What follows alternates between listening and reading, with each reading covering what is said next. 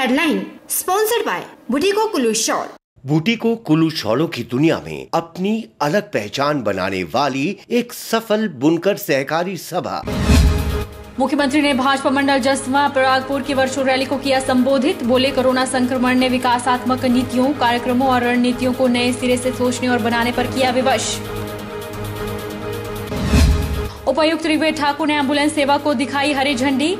अत्याधुनिक उपकरणों से लैस है एम्बुलेंस। कोरोना मरीज को गंभीर स्थिति में वेंटिलेटर युक्त एम्बुलेंस सुविधा दी जाएगी मुफ्त में।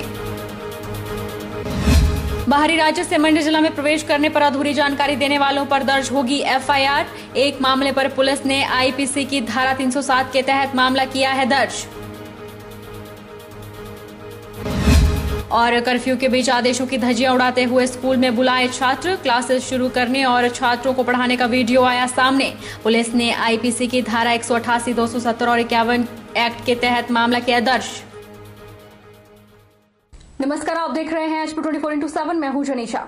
मुख्यमंत्री जयराम ठाकुर ने कांगड़ा जिला के भाजपा मंडल जसवा परागपुर की वर्चुअल रैली को वीडियो कॉन्फ्रेंसिंग के माध्यम से संबोधित किया। उन्होंने कहा कि कोरोना महामारी के समय प्रधानमंत्री ने अपनी राजनीतिक दूरदर्शिता और राजनीतिक इच्छा शक्ति को एक बार फिर साबित किया है, जबकि विश्व के सबसे ताकतवर देश इस समय महामारी से निपटने के लिए कड़ा संघर्ष कर रहे हैं।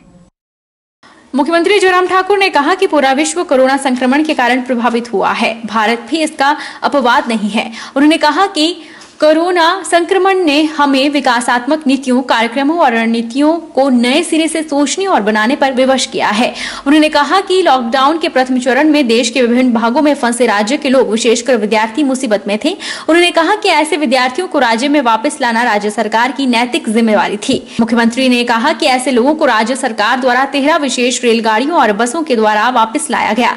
उन्होंने कहा कि इन लोगों के वापस आने के कारण राज्य में कोविड-19 के मामले तेजी से बढ़े, लेकिन राज्य के लोगों को उनके भाग्य के सहारे नहीं छोड़ सकते। मुख्यमंत्री ने जसवा परागपुर क्षेत्र के लोगों का HPSDM में कोविड-19 स्टेट डिजास्टर रिस्पांस फंड में 35 लाख रुपए का अंशदान देने के लिए आभार व्यक्त किया।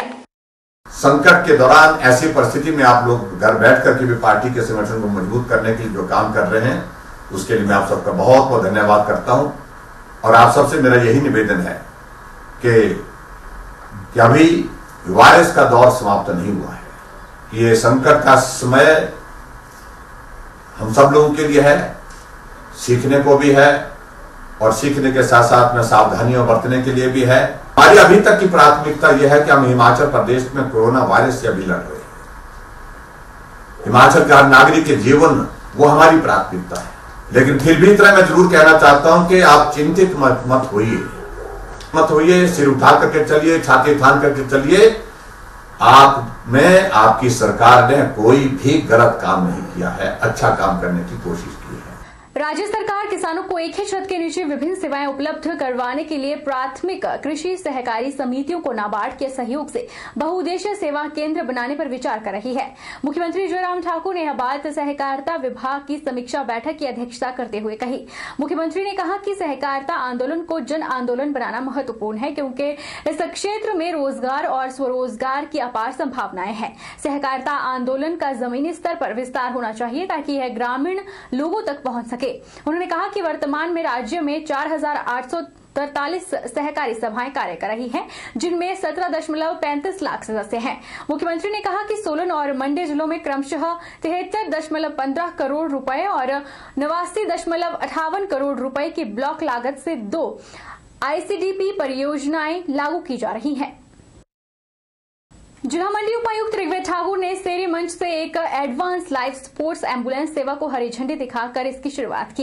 एक प्राइवेट संस्था केयर फॉर यू द्वारा संचालित यह सेवा आपातकालीन स्वास्थ्य सेवाओं के लिए अत्याधुनिक उपकरणों से सुसज्जित है। कोरोना पॉजिटिव मरीज को गंभीर स्थिति में वेंटिलेटर युक्त एम्बुलेंस सुविधा मुफ्त दी जाएगी। उपायुक्त ऋग्वेद ठाकुर ने केयर फॉर यू संस्था के इस जन उपयोगी पहल की सराहना करते हुए संस्था के चेयरमैन डॉक्टर आदर्श भार्गव को बधाई दी। उन्होंने कहा कि वेंटिलेटर युक्त यह एम्बुलेंस सेवा एक चलता फिरता आईसीयू है, जिस कारण यह एम्बुलेंस आपातकालीन स्वास्थ्य स्थितियों में जीवन रक्षक साबित होगी। विशेषकर यह सेवा गंभीर रोगियों को एक अस्पताल से दूसरे अस्पताल लाने ले जाने में बड़ी मददगार होगी। वहीं इस मौके पर मौजूद रहे संस्था के चेयरमैन डॉक्टर आदर्श भार्गव ने कहा कि यह एम्बुलेंस सेवा 24 घंटे सेरी मंच पर तैनात रहेगी। मंडी और कुल्लू जिला के लोग इस सेवा का लाभ लेने के लिए 89889-10101 और 89889-50505 पर संपर्क कर सकते हैं। उन्होंने बताया कि एम्बुलेंस मरीजों को अस्पताल ले जाने के लिए किफायती दामों पर उपलब्ध रहेगी। साथ ही प्रशासन की संस्तुति पर बीपीएल परिवारों के मरीज को विशेष छूट दी जाएगी। इसके अलावा कोरोना पॉजिटिव मरीज को गंभीर स्थिति में वेंटिलेटर युक्त एम्बुलेंस सुविधा मुफ्त दी जाएगी। बता दें कि अत्याधुनिक एम्बुलेंस में वेंटिलेटर, डिफिब्रिलेटर, क्रिटिकल केयर, अत्याधुनिक मेडिकल केयर, 24 घंटे ऑक्सीजन, क्रिटिकल केयर के उपकरण, कार्डिक मॉनिटर, जीपीएस ट्रैकिंग और अनुभवी मेडिकल और पैरामेडिकल स्टाफ उपलब्ध है। आदर्श भार्गव जी है, जिनके माध्यम से, जिनकी जो कंपनी के माध्यम से एक प्राइवेट एम्बुलेंस यहाँ पर जिला मंडी में चलेगी। इस एम्बुलेंस की खासियत है कि ये एडवांस लाइफ सपोर्ट के साथ एम्बुलेंस है, जिसमें कि फुल फ्लेज आईसीयू, इसको एक दूसरे टर्मिनोलॉजी में आईसीयू ऑन व्हील्स भी बोलते हैं। तो जहाँ पर भी हमारे जैसे हॉस्पिटल से रेफरल केसेस होते हैं या उस टाइप की कॉम्प्लिकेटेड केसेस होते हैं जिसको कि वेंटिलेटर की आवश्यकता पड़ती है या कुछ और, तो वो इस एम्बुलेंस में पहले से ही फिट है, ताकि कोई भी क्रिटिकल पेशेंट की अगर कहीं रेफरल करना है, यहाँ से अगर आईजीएमसी भेजना है, कहीं पीजीआई भेजना है, तो उसको पूरा लाइफ सपोर्ट के साथ भेजा जा सकता है। कांग्रेस नेताओं को भ्रष्टाचार पर बोलने का कोई नैतिक अधिकार नहीं है। जिस पार्टी की केंद्र और प्रदेश सरकारों में असंख्य घोटाले हुए हों। यह बात हिमाचल प्रदेश के भाजपा प्रवक्ता रणधीर शर्मा ने मंडी में आयोजित प्रेस वार्ता के दौरान कही।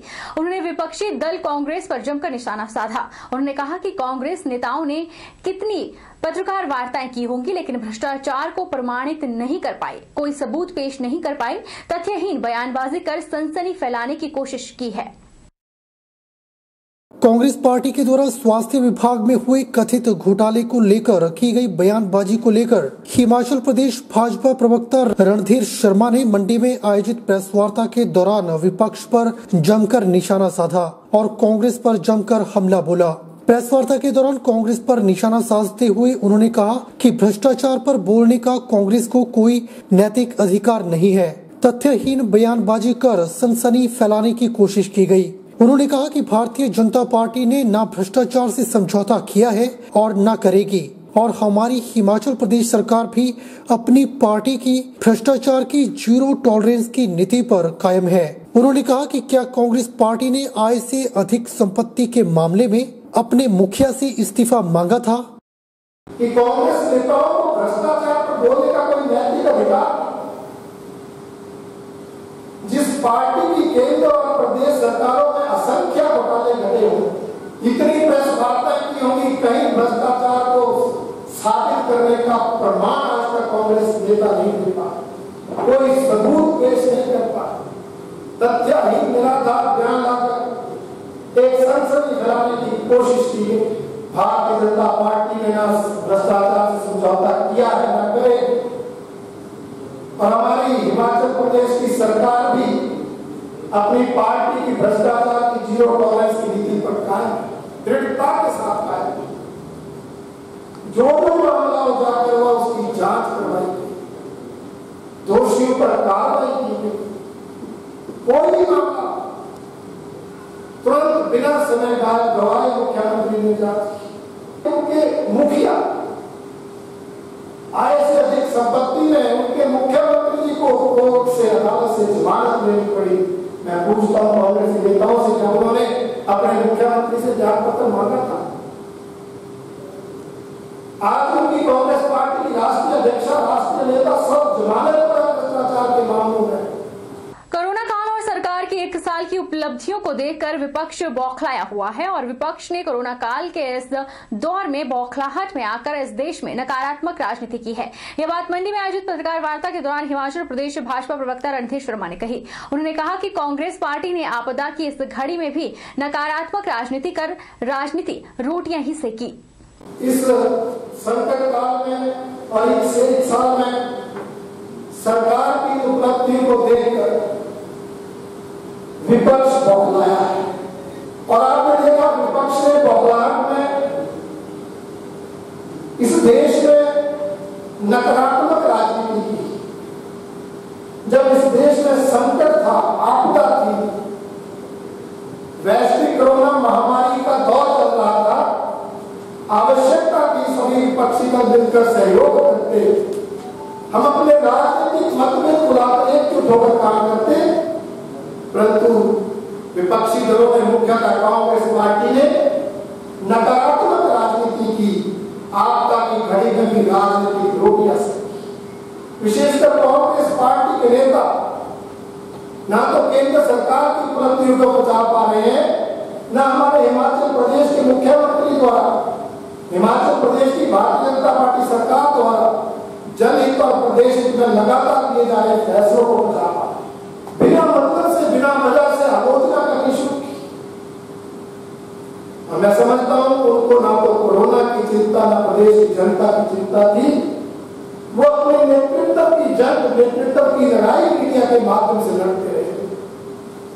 आज एक नेता बयान देता था तो कल दूसरा नेता उससे भी अलग बयान देता, विरोधाभासी बयान, कॉन्ट्राडिक्टरी स्टेटमेंट्स, क्योंकि उन्होंने नेतृत्व की जंग। वहीं मंडी जिला मुख्यालय पर C2 के बैनर तले CPIM ने सेरी चारणी पर धरना प्रदर्शन किया और CPIM ने यह प्रदर्शन केंद्रीय नेतृत्व के आह्वान पर 4 मुख्य मांगों को लेकर किया। CPIM के जिला सचिवालय सदस्य सुरेश सरवाल ने कहा कि यह प्रदर्शन 4 मुख्य मांगों को लेकर किया गया और मांगे पूरी न होने की सूरत में अन्य दलों के साथ मिलकर सरकार की जन विरोधी नीतियों के खिलाफ प्रदर्शन किया जाएगा। वामपंथी दल CPIM ने मंडी जिला मुख्यालय की सेरी चारणी में धरना प्रदर्शन किया। माकपा की केंद्रीय कमेटी के आह्वान पर यह प्रदर्शन किया गया। माकपा ने सरकार से मांग की कि कोरोना काल के इस दौर में अगले 6 महीने तक 7500 रुपए हर परिवार को दिया जाए जो आयकर श्रेणी में नहीं आते हैं। 10 किलो राशन हर परिवार को अगले 6 महीने तक निःशुल्क दिया जाए और प्रवासी मजदूरों को 200 दिनों का रोजगार मनरेगा के तहत दिए जाने की मांग की। जो 7500 रुपया हर उस परिवार को दिया जाए जो आयकर नहीं पे करता है, उस परिवार को जब 7500 रुपया हर महीने दिया जाए अगले 6 महीने तक। उसके साथ साथ जो दूसरी हमारी मांग है कि हर परिवार को 10 किलो राशन अगले 6 महीने तक फ्री के अंदर दिया जाए और इस देश के हर नागरिक को वो राशन दिया जाए।